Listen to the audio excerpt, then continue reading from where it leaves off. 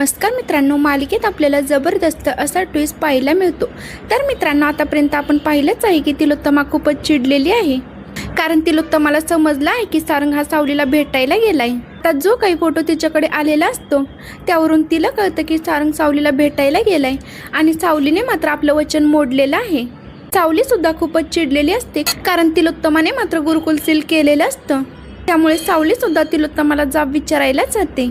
तर मित्रांनो, तिलोत्तमा आणि सावली ज्या वेळेला आमने सामने येतात तेव्हा मात्र त्यांच्या पुढे महाभयंकर सत्याचा महाभयंकर खुलासा होणार आहे आणि मग त्यानंतर या घराण्याचा खरा वारस तिलोत्तमाला मिळणार आहे।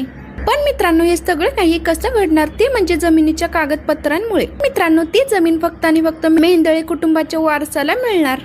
हा फक्त एक लॉज आणि मग त्यानंतर अनेक सत्य उलगडत गेलेली आहेत। रहस्य उलगडत चाललेलं असलं तरी ओवीचं रहस्य सुद्धा उलगडत चाललेलं आहे। आता एकाच वेळेला तिलोत्तमाला रहस्य उलगडणार आहे ते म्हणजे अबीरचं, आणि सारंगला रहस्य उलगडणार आहे ते म्हणजे ओवीचं। तर मित्रांनो, हे सगळं काही कसं घडणार आज आपण या व्हिडिओमध्ये जाणून घेणार आहोत, त्यामुळे व्हिडिओ अजिबात स्किप न करता शेवटपर्यंत नक्की पहा। चला तर मग व्हिडिओला सुरुवात करूया। ओवी आणि अबीर एक नवीनच खेळ घेऊन आता सगळ्यांच्या समोर आलेले असतात। हे सगळ्या मुलांना आणि सावली, सारंग, व्यंकटेश आणि बबलू या चौघांना सांगू लागतात, आता ना आम्ही 2-2 जणांच्या जोड्या करणार आणि मग त्यानंतर आम्ही त्यांना एक एक प्रश्न विचारणार। जो सगळ्या प्रश्नांची उत्तरं देईल तो एक एक पाऊल पुढे जाईल आणि मग जो कोणी सगळ्यात आधी जिंकेल त्याला एक बक्षीस मिळणार। आता हे सगळं काही ऐकून सगळेजण खूपच खुश होतात आणि टाळ्या वाजवू लागतात आणि मग त्यानंतर ओवी, अबीर एक एक चिठ्ठी बाहेर काढतात। ओवीच्या चिठ्ठीवर नाव असतं व्यंकटेशचं आणि अबीरच्या चिठ्ठीवर नाव असतं ते म्हणजे बबलूचं। आणि मग हे दोघे जण खेळ खेळण्यासाठी पुढे येतात। अबीर, ओवी या दोघांना प्रश्न विचारायला सुरुवात करतात आणि त्या सगळ्या प्रश्नांची उत्तरं मात्र व्यंकटेश अगदी बरोबर देतो, त्यामुळे पहिला डाव मात्र तो जिंकतो। नंतर ही मुलं मुद्दामून सावली आणि सारंगचं नाव चिठ्ठीतून बाहेर काढतात, त्यामुळे सावली, सारंग थोडेसे घाबरतात आणि म्हणू लागतात की नाही, आम्ही हा खेळ काही खेळणार नाही। ओवी, अबीर इतका हट्ट करतात की त्यामुळे त्यांना दोघांना मात्र हा खेळ खेळावाच लागतो। त्यानंतर ते दोघे जण पुढे जातात। ओवी, अबीर त्यांना प्रश्न विचारायला सुरुवात करतात। एका प्रश्नाचं सावली बरोबर उत्तर देते तर दुसऱ्या प्रश्नाचं सारंग, आणि मग त्यानंतर मॅच टाय होते। अबीर, ओवी या दोघांना म्हणू लागतात की चला बरं, तुम्ही आता एका ठिकाणी येऊन थांबा। सावली, सारंग म्हणू लागतात की नाही, आम्ही असं काहीच करणार नाही। पण ही मुलं काही ऐकतच नसतात, त्यामुळे सावली आणि सारंगला एकाच टायरमध्ये येऊन थांबावं लागतं। पण त्यावेळी मात्र सावलीचा तोल जातो आणि सारंग तिला सावरतो आणि मग त्यानंतर हे दोघेही जण भानावर येतात। आजूबाजूची मुलं आपल्याला पाहतात हे मात्र त्यांच्या लक्षात येतं। हा सारंग मात्र सावलीला खाली सोडून देतो, त्यामुळे सावली मात्र जोरात खाली आपटते आणि ते पाहून सगळेजण हसू लागतात। तर सावली मात्र रागातच सारंगकडे पाहू लागते। सारंग मात्र खूपच घाबरलेला असतो आणि शेवटी तोच सावलीला हात देऊन उठवू लागतो। बबलू म्हणू लागतो की ओवी आणि अबीर, आता आपण काय करायचं, कारण मॅच तर टाय झालेली आहे, आता यांच्यातील विनर कोण ते कसं ठरवायचं। त्यावेळी अबीर म्हणू लागतो की बबलू काका, आता मी या दोघांना आणखीन एक प्रश्न विचारणार आहे आणि जो याचं सगळ्यात आधी उत्तर देईल तो जिंकेल। आणि मग तो एक प्रश्न विचारतो, त्या प्रश्नाचं मात्र सावली बरोबर उत्तर देते आणि ती जिंकते। त्यावेळी मात्र तिच्या चेहऱ्यावरचा आनंद पाहून सारंग सुद्धा खुश होतो आणि तो सावलीकडे बघतच राहतो। त्यानंतर ओवी म्हणू लागते की बाबा, हा गेम तू हारलायस ना, मग मात्र आता तुला शिक्षा होणार। त्यामुळे सारंग घाबरूनच विचारू लागतो की आता कुठली शिक्षा, आणि मग हे दोघे जण त्याला सांगू लागतात की सावली टीचरला उचलायचं आणि तिच्या जागेवर नेऊन ठेवायचं। हे ऐकून सारंग, सावली खूपच घाबरतात, तर व्यंकटेशला सुद्धा खूपच वाईट वाटत असतं। ते दोघेही नाही म्हणत असतात, पण मुलं काय ऐकायला तयार नसतात आणि म्हणूनच सारंग सावलीला उचलतो आणि तिच्या जागेवर नेऊन ठेवतो। नंतर आपण पाहतो की अबीर आणि ओवी सावली आणि सारंगला एकत्र कसं आणायचं याचा प्लॅन करू लागतात। नेमकं काय करावं हे मात्र त्या दोघांना सुचत नसतं आणि त्याच वेळेला तिकडे बबलू येतो आणि बबलू म्हणू लागतो की मला माहिती आहे तुम्हाला सारंग दादाला आणि सावली वहिनीला एकत्र आणायचं आहे आणि मी सुद्धा आता तुमच्या टीममध्ये आहे, त्यामुळे मी मात्र तुमची मदत नक्कीच करणार। ते ऐकून ही दोन्ही मुलं मात्र खूपच खुश होतात आणि मग बबलू या दोघांना एकच प्लॅन सांगतो आणि तो प्लॅन ऐकून ओवी, अबीर खूपच खुश होतात। त्यानंतर ओवी सारंगला आणि अबीर सावलीला घेऊन एका ठिकाणी जातात आणि मग त्यानंतर ही दोन्ही मुलं खेळण्यासाठी बाजूला जातात, जेणेकरून सावली आणि सारंगला थोडा वेळ मिळावा। परंतु सारंगला पाहून सावली मात्र पुढे जाण्यासाठी निघते, परंतु नेमका तिच्या पायामध्ये खिळा घुसतो आणि त्यामुळे ती ओरडू लागते. अबीर आणि ओवी एका ठिकाणी लपून सारंग आणि सावलीकडे पाहू लागतात. इकडे सारंग मात्र धावतच सावलीकडे जातो आणि तिच्या पायातला तो खिळा बाजूला काढतो. त्यावेळी सारंग मात्र मुद्दामून म्हणू लागतो की इथे केलेली पापं इथेच फेडावी लागतात.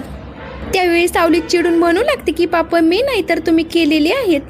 आणि मग पुन्हा ते एकमेकांशी भांडू लागतात.